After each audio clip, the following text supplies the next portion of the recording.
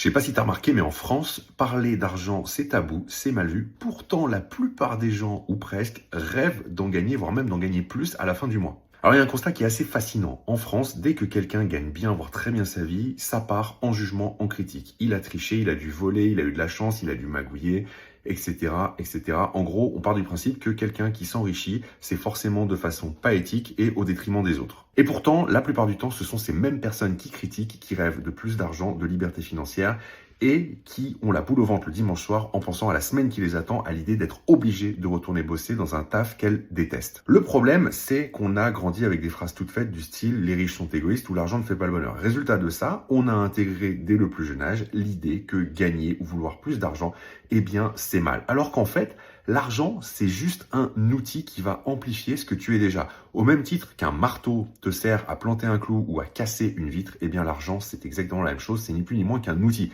Si tu es quelqu'un de généreux, eh bien le fait d'avoir plus d'argent fait que tu seras encore plus généreux. Si tu es quelqu'un d'arrogant, eh bien avoir plus d'argent te rendra encore plus arrogant. L'argent ne fait qu'amplifier ton caractère, ta personnalité profonde. Et tant que tu penseras qu'avoir plus d'argent c'est mal, eh bien tu t'interdiras inconsciemment d'en avoir. Il faut comprendre que l'argent ne te rend pas mauvais, c'est le tabou que tu entretiens autour de lui qui te maintient pauvre. Et si tu veux débloquer tes croyances et ton rapport à l'argent, je t'invite à télécharger mon ebook, c'est cadeau, le lien est dans la bio.